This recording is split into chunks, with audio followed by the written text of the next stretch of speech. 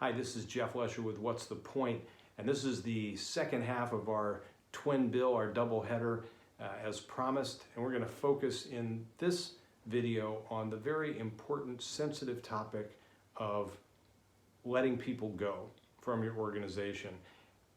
All of these things we're experiencing during the COVID-19 crisis are viewed as being specific to the crisis, and increasingly I am persuaded that most of what we're dealing with actually is 100% applicable across the board. It's just that the urgency and the intensity of what we're dealing with is that much greater today. And one of those is these unbelievably immediate needs for many of our organizations to reduce our headcount just to maintain the integrity of our organization, the financial ability to continue doing at least some degree of the work that we're in business to do. These are tough times, and the speed with which this happened and the scope of the businesses affected is truly unprecedented.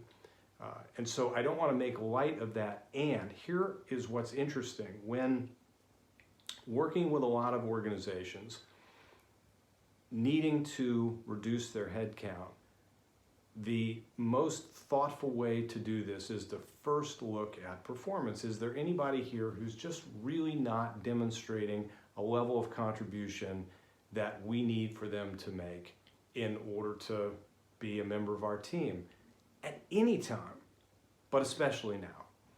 And what I see over and over is it's actually surprisingly easy to come up with the first list of people. Now, whether or not there are enough of them to suffice, and then you need to look at additional criteria for letting people go, like they were the last people hired or something like that. But just focus on performance here with me for a moment.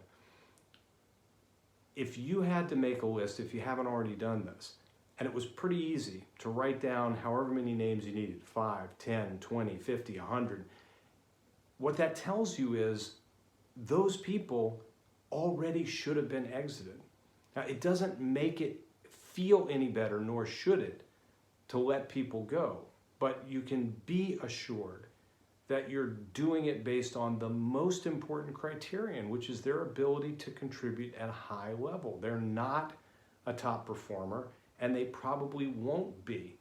We want to continue to develop any of our team members, but this is just such an essential and important way to understand what's happening and the efficacy of that. It's not a silver lining, but it also should be at least encouraging that in your first round of layoffs, at least you're letting people go who should already have been exited. And you're doing that in order to protect what the organization is in business to do, and all of the people who are doing it at or above the level of standard that you've set. So for example, if you had to let 15% of your people go, and whatever that number was, let's just say for the sake of conversation, it was 30 people, and there is a remaining 85%, and I can't do the math on that, but it's more than 30, then you're protecting, at least for now, at least as far as you know, all of those people, their livelihood, their ability to contribute to their families, their ability to help you do the good work that you're in business to do. It's just, it sounds so basic, and I find this over and over.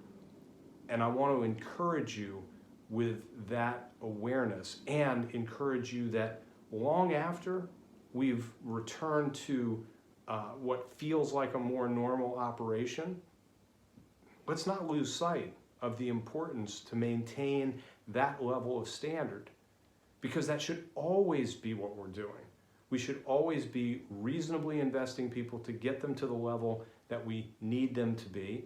And after a period of time when we've reasonably done everything we can do, and they're not demonstrating the willingness and or ability to perform at that level, then we need to find a better role for them or help them find a role outside of the organization. In this moment, we have no choice And so as you're acting, be aware of what's happening and maybe what should have happened already, and be encouraged and inspired by that to maintain that standard well into the future. The point of performance development, of recognition and reward, is to have a team of people who are really good at what they do and who love doing it, and love doing it in the place that they are, your place of business.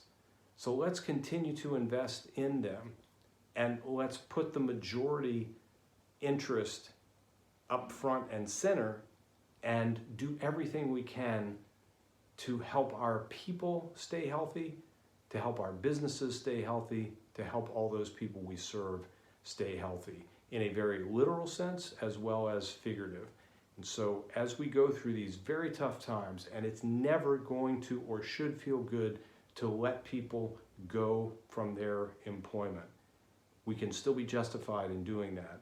And if we're finding that performance is the number one driver, it's telling us we haven't been doing our job as well as we could have. And we need to get better at that, because that's the point. Be well, be safe. Talk to you soon.